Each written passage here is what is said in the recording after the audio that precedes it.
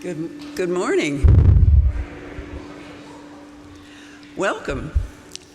This is the Unitarian Church of Evanston, and I'm Shirley Adams, and I'm one of the worship associates this morning, along with Gregory and Lizzy Powers and Carol Young. We're really glad that you came out this morning to be together. If this is your spiritual home, or maybe you're new to us, we want you to know that we strive to be a welcoming and inclusive congregation, and that we seek truth and love, and we try to nurture the human spirit for a world made whole. Our principles guide us and remind us in every moment that through every challenge that each one of us is worthy of love, and that we're all connected through that vast and wonderful web of existence. We come together like this to remember our connection, our kinship with one another, and to hold one another in heart and mind with tenderness and attention. So out there in the ether land, if you're joining us online, and I know you're there are links of connection in the description below that YouTube live stream. And there's the order of service and the credits there, and ways to support us, and a way to join our newsletter list. Now, those of you in the sanctuary, you can use the QR code to get to the order of service. Or there are large print orders of service out in the lobby, which you're welcome to go get. And hymnals are also available out there, but the words will be on the screen. We also have this special loop system for those who wear a hearing aid, and it has a T-coil that will connect you. If you need a little help with the audio, but you don't have a hearing aid, we have these cool receivers that you can use, and you just put the AirPods right in your ear. They're also in the table out in the lobby. We have only one announcement this morning, and that is that we've postponed our prom. So instead of a spring prom, we'll have a fall prom. So the June 17th date is canceled. And the Rainbow Alliance promises they'll see you for dancing later in the year.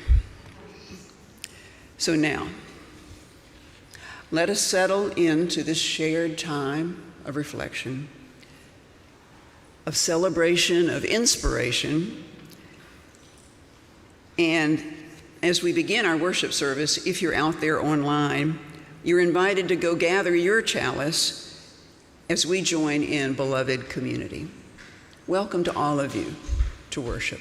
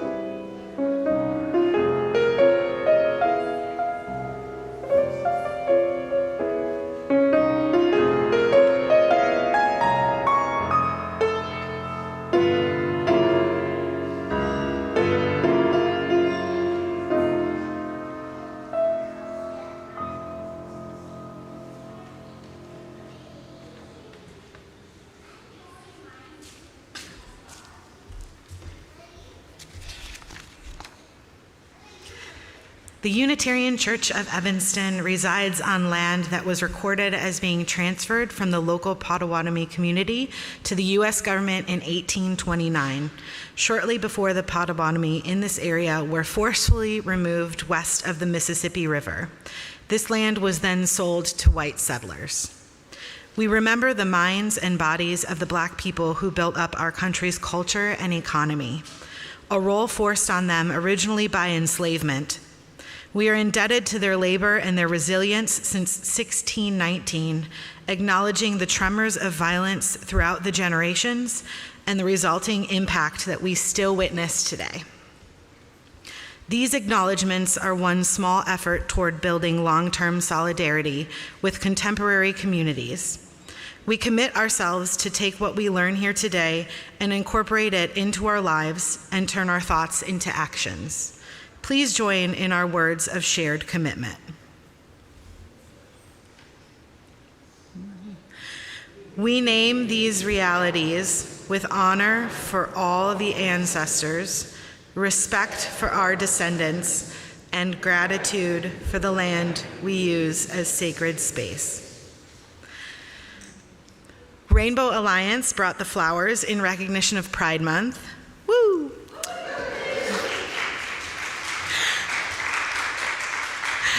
As they light our chalice, symbol of our living tradition, please join in saying Living with Pride by Reverend Lori Gorgas Hlaban. The words are on the screen. We light our chalice flame for those who lived their lives in closets of shame, for those who furtively visited the bars where nobody knew your name, for the Stonewall riot and the fierce trans women who fought, for the plague which still takes far too many, too young, too soon. So many gone, so many never lived to see. Out gay kids singing on TV, out gay people serving in the military, marriage equality, families formed by intention. We light our chalice flame for all these and for all our siblings of the rainbow, surviving, living life out in the open with pride. Please rise in body or spirit and join in saying the words of our covenant. Love is the spirit of this church, and service is its law. This is our great covenant, to dwell together in peace, to seek the truth in love, and to help one another. Before we sing our opening hymn, I invite those joining us online to greet each other in the chat, and those gathered in the sanctuary to turn to one another briefly to say good morning. Try to greet someone who is new to you.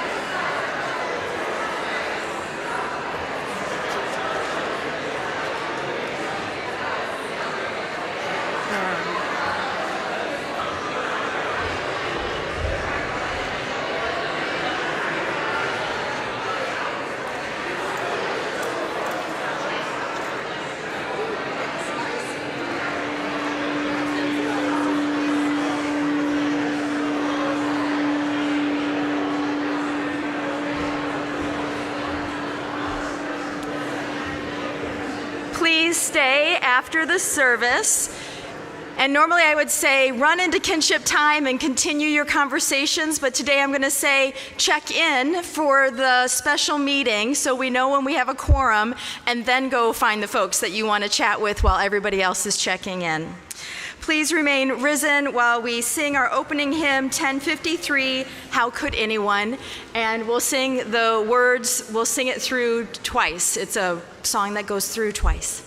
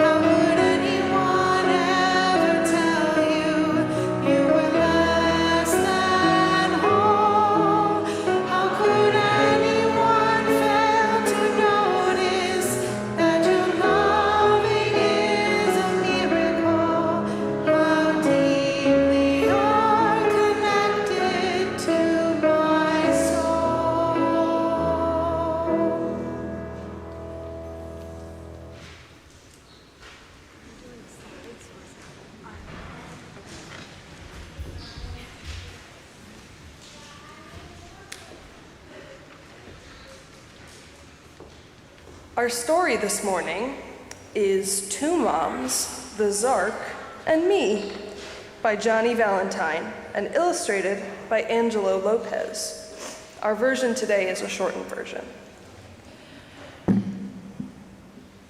Right after lunch, when the sun lit the sky, we went off to the park, my two moms and I.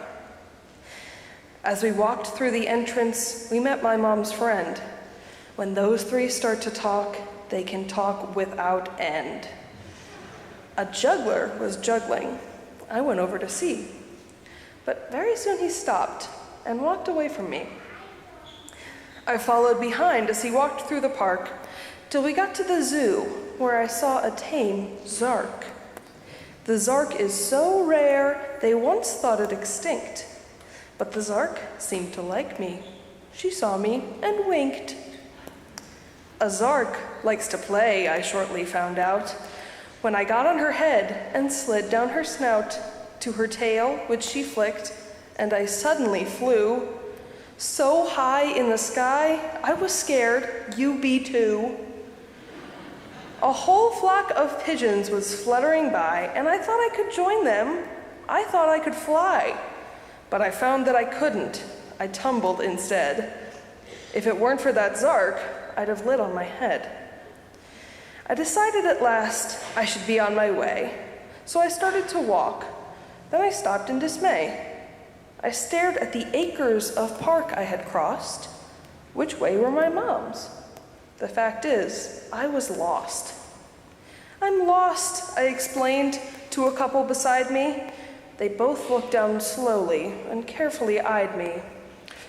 You just leave things to us, said the man with a frown. We're the McFinks, and we're well known in town. We'll help find your parents. It's really no bother. But first, please describe your mother and father. Oh, our family, I said, is unlike some others. I don't have a dad, but I have two great mothers. Two moms and no dads? I'm shocked, said Mr. McFink.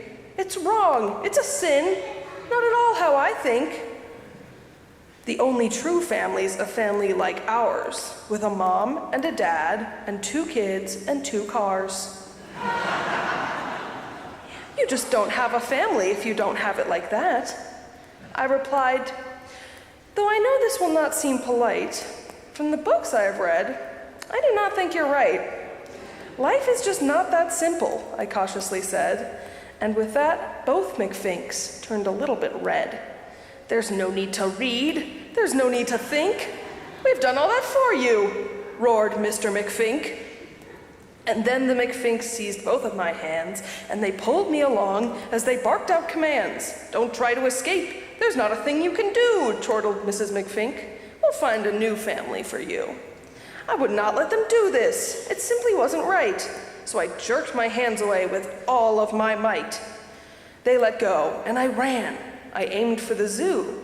As I ran through the park, for I knew who would help me, my good friend, the Zark.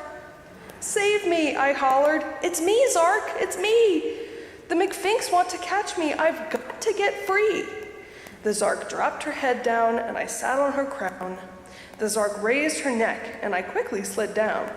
The McFinks ran up then, and their rage looked intense, yet they couldn't reach me, for between us was the fence. But my joy did not last, for I watched with a frown as the Zark bent her neck down, and then Mr. McFink scrambled up on her head. Now I could not get free, I'd be captured instead. "No, Zark, no," I cried, "you don't know what he intends." But the Zark raised her head high, ignoring my plea, as she sent Mr. McFink sliding right straight down at me. Then the Zark flicked her tail up flew McFink, and to both our surprises, landed splash in the drink. "Now go find your mom," said the Zark with a wink, while I looked for a towel for Mr. McFink. I looked all around as I frantically searched for the bridge by the pond where the pigeons all perched. I walked faster and faster, then started to jog, till I found myself standing face to face with a dog. "You look lost," boomed a voice from above the dog's head. I looked up at the owner. "That's quite right," I said. "I'm MJ," said the voice, "and this here is Don. Let us help you find where your parents have gone." "No thanks. I have had quite enough help today," I replied as I looked for a fast getaway. "Now wait," said MJ. "Before you leave us, we know we can help. Please do believe us." "The McFinks said that too," I replied to MJ. Then they went and attempted to give me away. When they learned I have 2 great moms but no dad, they tried to insist that my family was bad. "Ah, we know the McFinks," Don explained, "and they love to condemn any family that isn't precisely like them.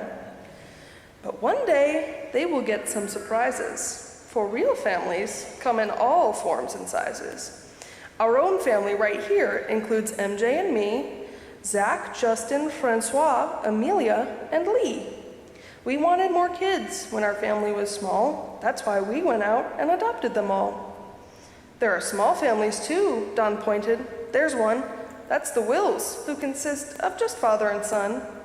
Jenny Lee has 1 mom and 1 dad, but in May, she draws 2 cards to celebrate each Mother's Day. She makes 1 for her mom and 1 for Aunt Sue.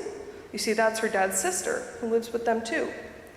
Some things are important and some things are not. What matters is this: your moms love you a lot. Don't fret about what the McFinks try to tell you. You don't have to buy what they want to sell you." "And now," said MJ, "without further ado, let's quickly unite your 2 moms and you." And somehow, right away, I trusted these 2. Don said, "Let's go ask at the Parks Lost and Found. I'm sure they'll be happy to give us some help." As soon as those 2 women, then I let out a yelp, and I hollered and jumped and shouted with glee, I yelped, "Those are my moms, and they're looking for me." My moms gave a big thank you to Don and MJ. Then all of us went to the playground to play. And even the McFinks then will have to agree, we're a wonderful family, my 2 moms and me.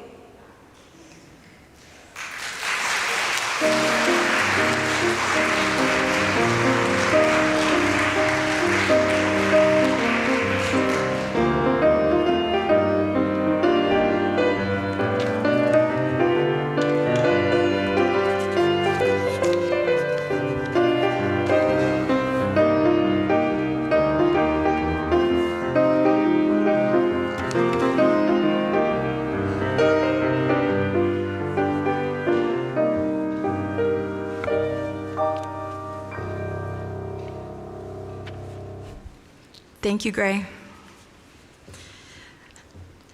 Now is the time in our service when we take a moment to share our collective joys and sorrows. I invite you into a time of quiet reflection as we share in this part of beloved community. If you have a joy you would like spoken aloud on Sunday mornings, you may write it in this Joys and Sorrows book that lives at the back of the sanctuary by the lobby doors, or you can submit it through the Google form. There's a button on the homepage of our website, or you may always email the ministers, which now, instead of 3, is just Reverend Eileen and me. Yeah.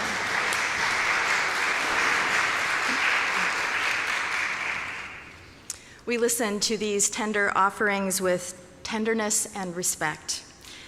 As we quiet our bodies and voices during this sacred time, I invite you to breathe in together, to breathe out together. And these are our joys and sorrows that have been shared before the service today. Carol Young's mother, Mrs. Mary Meeham, died this past week at the age of 95. From someone in our congregation, a concern regarding chronic pain and the deep depression that comes with it. Hoping a recent medication change helps, but seeing slow results as I get used to the change. From Phyllis Phillip Hayes, pray please for my dear sick Lovey.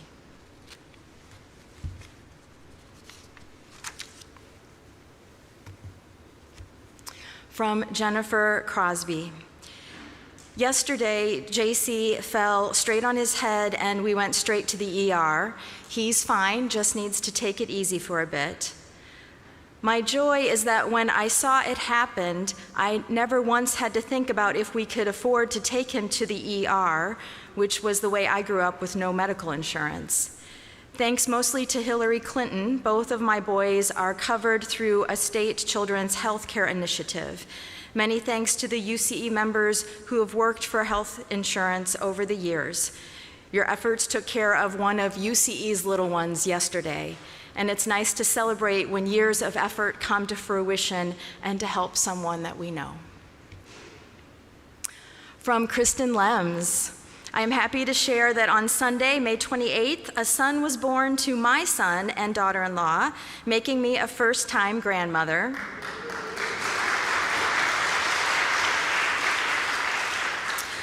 My grandson's name is Monsieur Willem Dowdy, drawing from both cultures of both sides of his family. Being with him is pure bliss, although so far it's been mostly watching him cry, nurse, sleep, and get his diaper changed. A joy from Margaret. My partner's parents fly pride flags on their porch, and this year they added a flag for me. I am overwhelmed. From Kathy Underwood. A great joy. Todd and I celebrated our 38th wedding anniversary. Oh, was that last week? Well, we'll celebrate with you again, your 38th wedding anniversary. Welcome back from vacation. And then 2 joys about our Peace Garden. From Janelle Britton, a gratitude for Carol Nielsen for partnering with me for over a year to create our new Peace Garden, which will welcome people at UCE's front door. It's towards the ramp, hopefully for another 30 years. And from Melanie Kitchener, kudos and brava to Janelle Britton and Carol Nielsen for making our Peace Garden so beautiful. Yeah.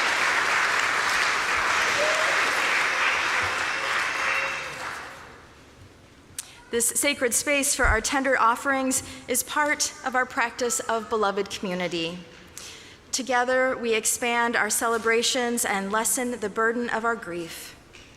I invite you to come forward to light a candle if there is something on your heart or mind today, and may your candle lighting bring you some comfort.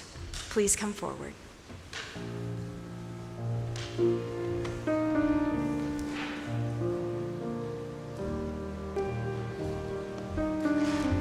Please raise your hand if you'd like a candle brought to you.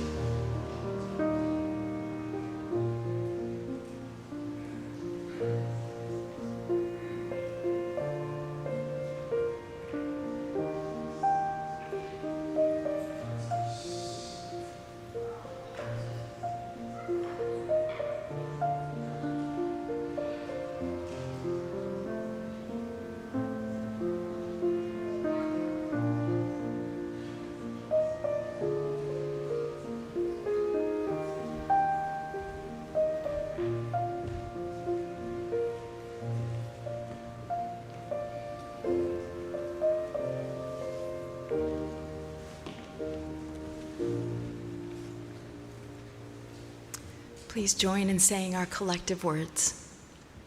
For these joys we give our thanks. For these sorrows we give our love.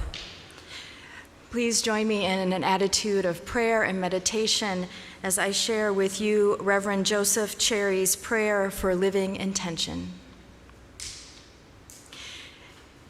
If we have any hope of transforming the world and changing ourselves, we must be bold enough to step into our discomfort, brave enough to be clumsy there, loving enough to forgive ourselves and others.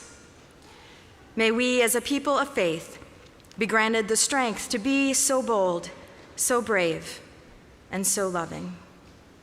Blessed be. As we sing our response, our young people, preschool through 6th grade, are invited to head to their faith formation time with their adult leaders.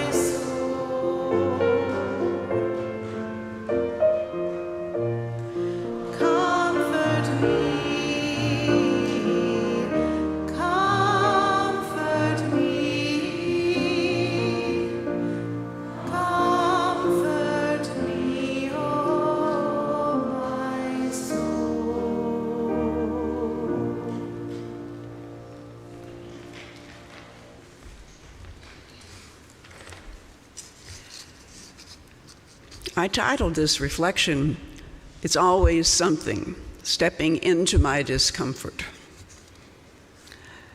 I would venture to say that Unitarian Universalists are less afraid of talking about sexuality than most mainstream religious groups. Our denomination has a pretty good track record around sexual orientation issues, gender identity, and sexual education.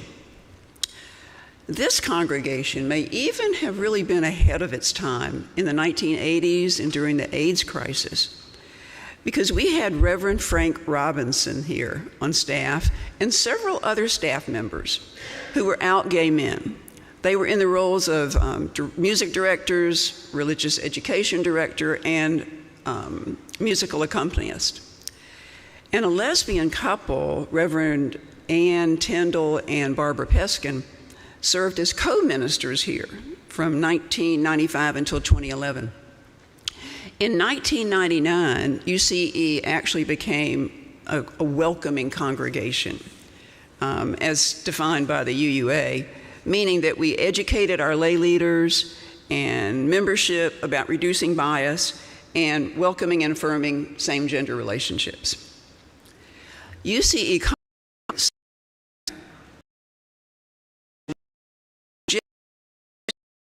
support young and old who are now able to be themselves, and we are also learning about non-binary identities.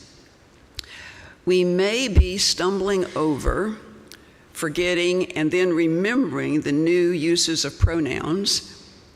Are you with me there? Yeah? But we are moving forward in love. This spring, the Rainbow Alliance and our staff, in the person of Reverend Susan, talked in our meetings about a relationship topic that has been entering some of our lives. The topic is not a purely queer issue. I mean, it affects the straight world as well. Probably some of you already know the two acronyms, CNM, consensually non-monogamous, or a very similar phrase, ENM. It stands for ethically non-monogamous. They're practically interchangeable. They're not really new, but they're becoming more visible and accepted. They are relationship types where multiple people participate in sexual or romantic or emotional or combinations of those with one another. Everyone involved is aware of and consenting to the relationship structure. They could be included as like a subset of polyamory, you know, poly meaning many, amory meaning love, many loves.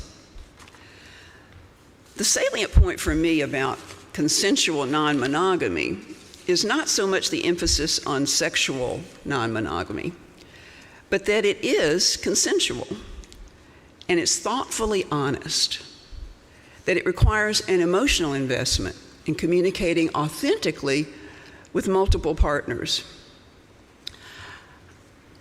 I'm proposing that it's time that we as a congregation become more knowledgeable about these terms and the relationship choices that people are making in their lives.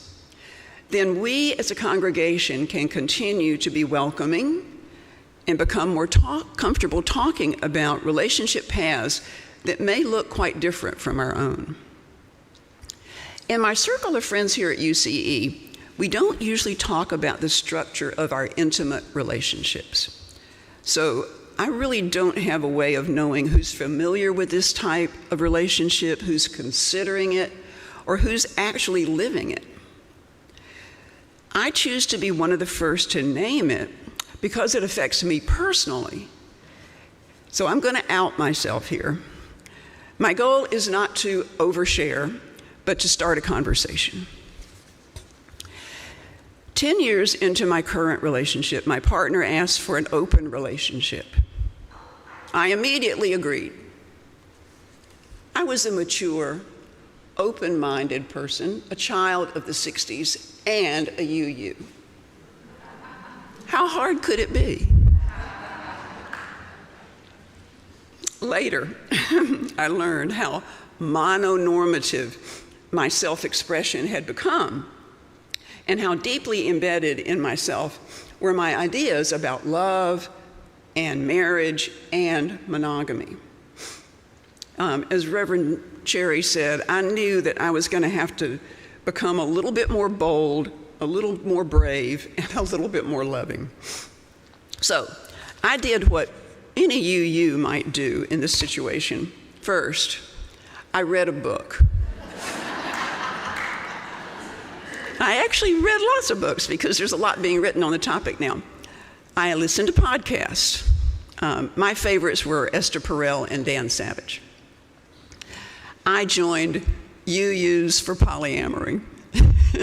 And I also contacted a UU minister who gave me some great advice.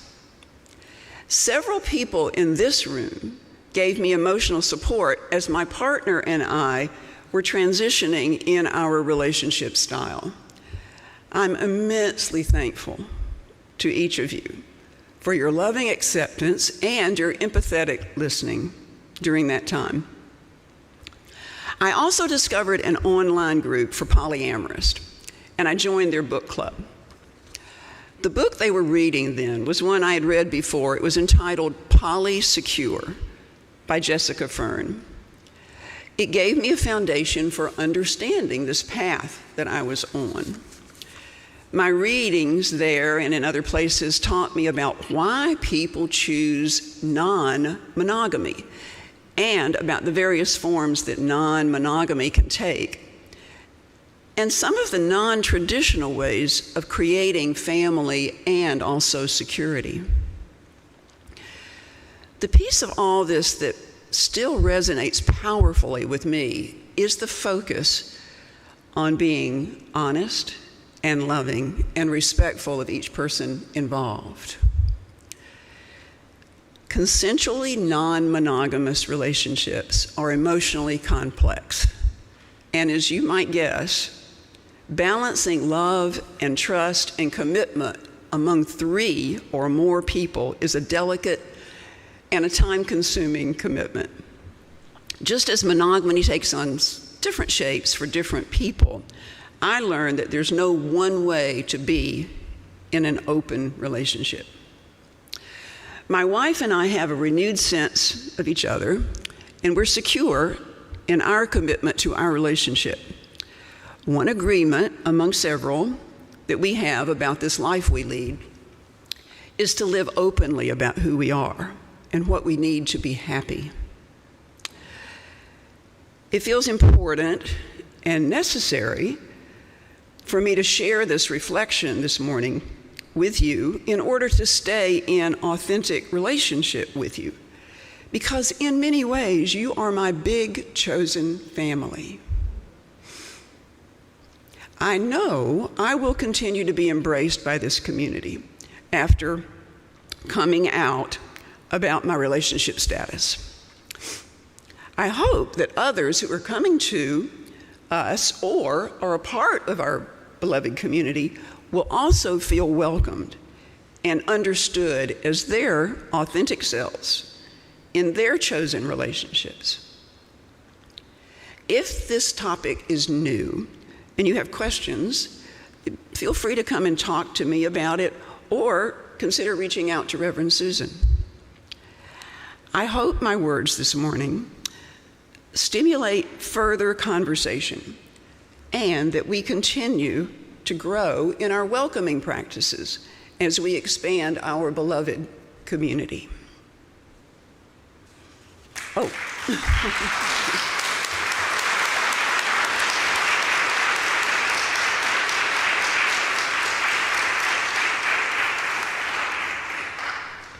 So, and now we have a song. It's number 1014 in that blue book, or it's on the screen, Answering the Call of Love. It's verses 1 and 2, and Lizzy is going to help lead us in it.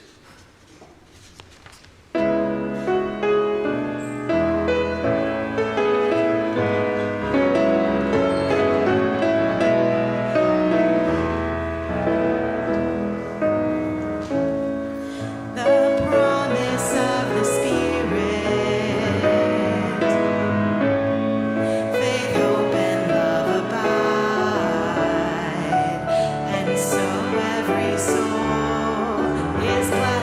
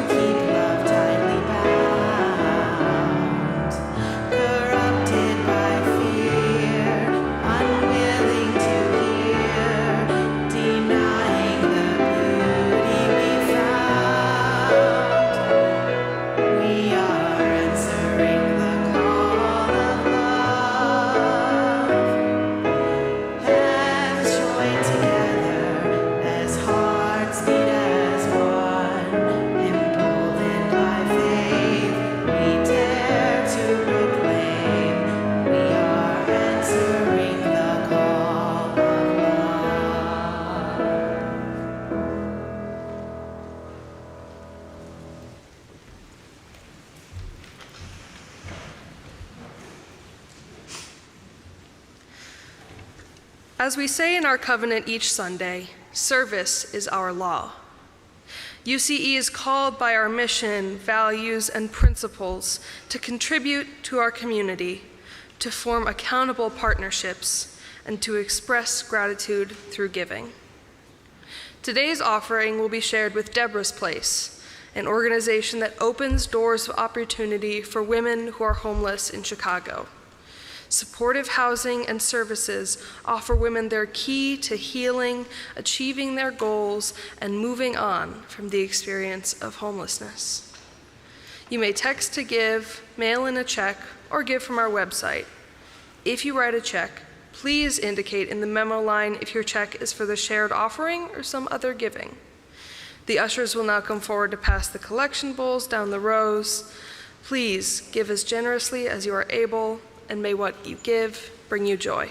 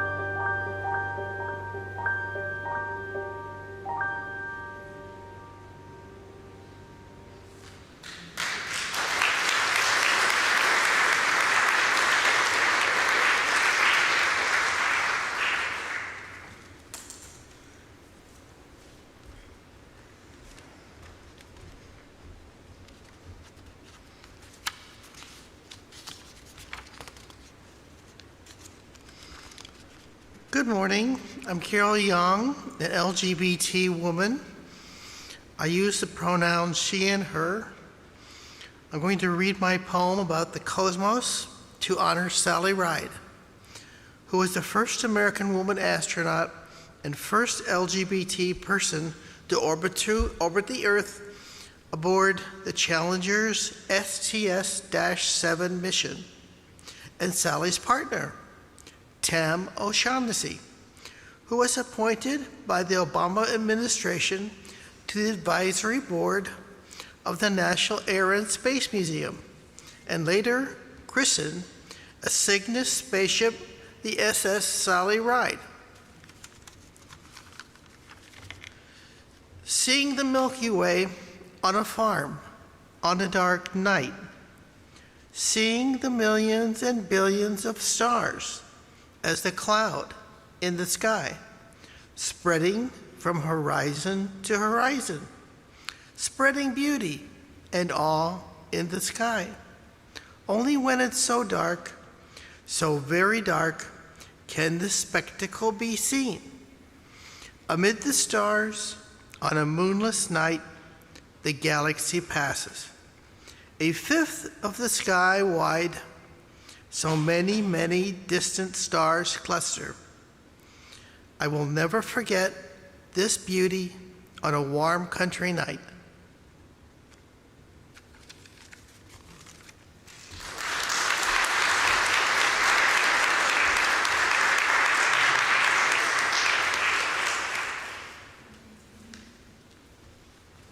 Hi. There's more music. I'm hoping if we play this song, maybe nature will hear us and a rainbow will come out later today. So if you know the words to this, please feel free to sing along.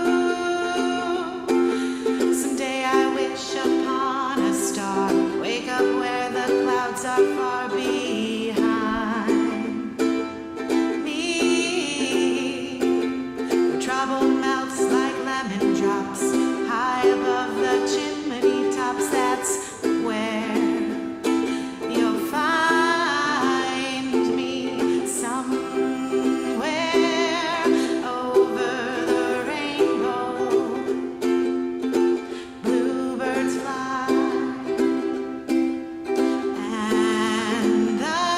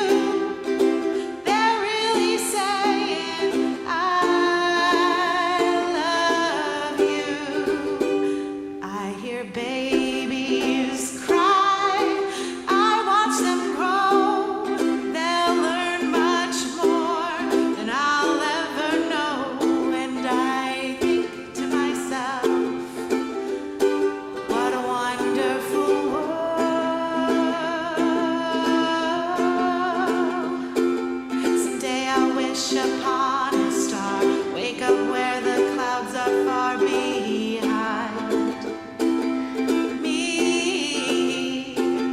Trouble melts like lemon drops high above the chimney tops. That's where you'll find me, somewhere over the rainbow,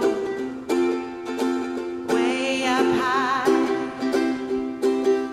And the dreams that you dare to dream really do come true.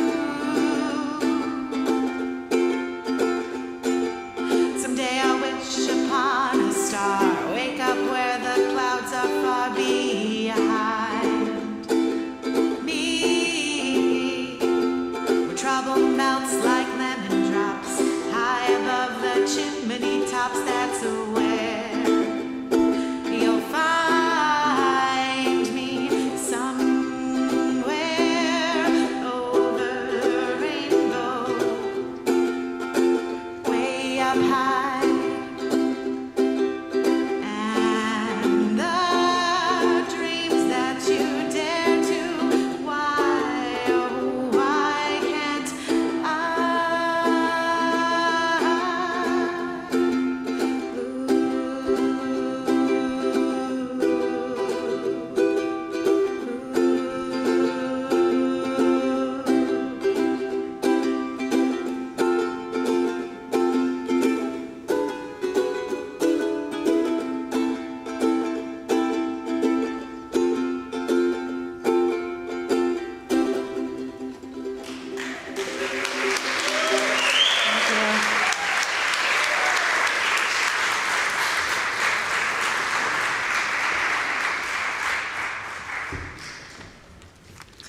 Thank you, Carol. Thank you, Lizzy. Many of you know I was a lawyer before I transitioned to ministry. And the last 15 years that I practiced law, I was at one firm in Chicago focusing on estate planning and adoption law. Long before same-sex marriage was legal in Illinois, the small firm that I worked for was known as one of the gay law firms. So we had people, yes. Since you clapped, it was Jill Metz and Associates, so I'm sure some of you here used that firm. But we had folks, gay and straight, with all types of relationships seek out our assistance for their estate planning, because the retirement system in the United States, from Social Security to private investments, is largely geared towards couples. And some favor married couples over non-married couples, but the default setting for the most part almost always assumes that there is one other person as a primary beneficiary. For polyamorous families, in closed relationships, there are estate planning options for handling having more than one adult as the primary beneficiary, but you have to proactively and explicitly in writing provide for those plans. So I regularly assisted thruples, also known as triads, which consists of a committed relationship among 3 people. And I occasionally assisted quads, which consists of a committed relationship among 4 individuals. These families were committed to making sure all of them were provided for upon the death or disability of the breadwinner or winners. And for those with children, making sure that there was a clear plan in place for custody and care. I was really proud to work for a firm that continues on with a different name for families of all configurations to negotiate those legal realities. Outside of the legal realities, there are lots of hurdles in US culture for thruples and quads, and for their children. Like in our story that Gray read, there are many McFinks who have literal tolerance for a family outside of the quote, a mom, a dad, 2 kids, and 2 cars. But as Don in our story reminds us, real families come in all forms and sizes. To promote greater understanding and acceptance of diverse polyamorous relationships and families, the group Unitarian Universalists for Polyamory Awareness, the UUPA, was formed in 2001, and they continue to provide awareness for UU communities and support for polyamorous relationships and families. And as MJ in our story says, some things are important and some things are not. What matters is that your moms love you a lot. Our faith tradition is grounded in that radical love. Our congregation strives to be one of the places where we all get to share our authentic selves, and everyone gets to share about their entire lives, about who their family is, who they named as beneficiaries, who they spend their day with, who they cook dinner for. Some things are important, and some things are not. What matters is this: you are loved a whole lot.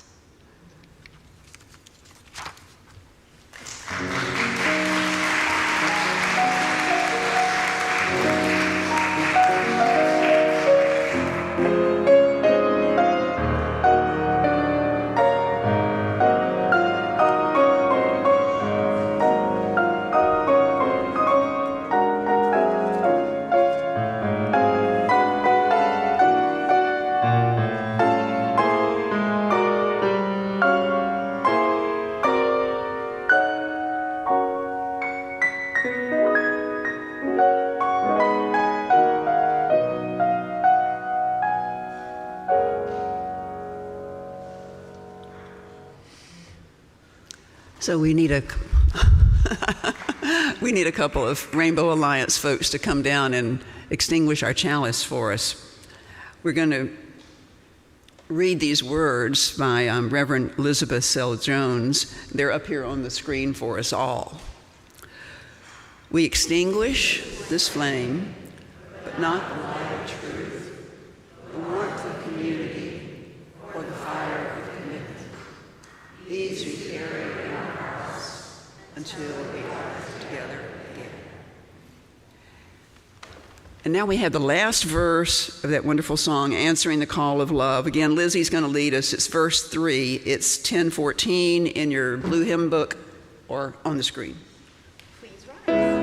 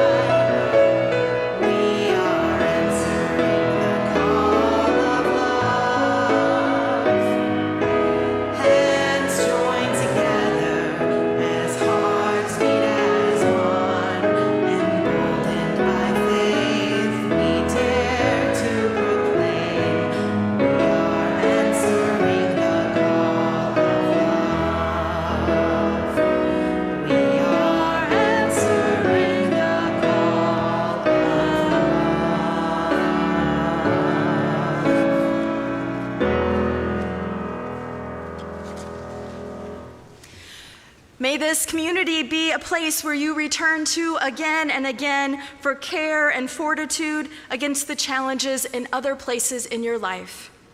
May the love of this community surround you and hold you everywhere you go.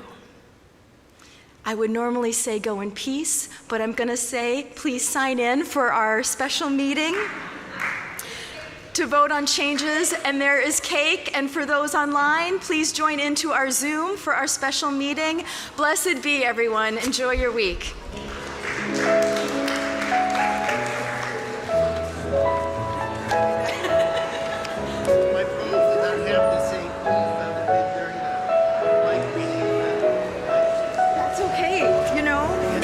when it happened, it was like, okay, you know, worship services go like this, and so it was actually a perfect place for just fun. Yeah. Thank you for offering it up. Sure. Yeah. I was wondering maybe we should do maybe a chance of or something. I don't have to be there. Yeah, you said they're about all different topics. Yeah, so you should send me a couple. You know, Reverend Eileen and I, she does a lot more services than me, so we should get it in the next. So she knows about them too. Sure. Yeah. Thank you for your poem. I grew up on a farm. I grew up on a farm. It made me feel very comfortable. I was also very nearsighted, so I didn't even know there were stars like that. Yeah. Actually, my husband's mom lived on a farm. He was raised on a farm, so I was I spent some time on a farm when I was a child, but I'm not leaving. So we need you to sign the book. So we need to find a time.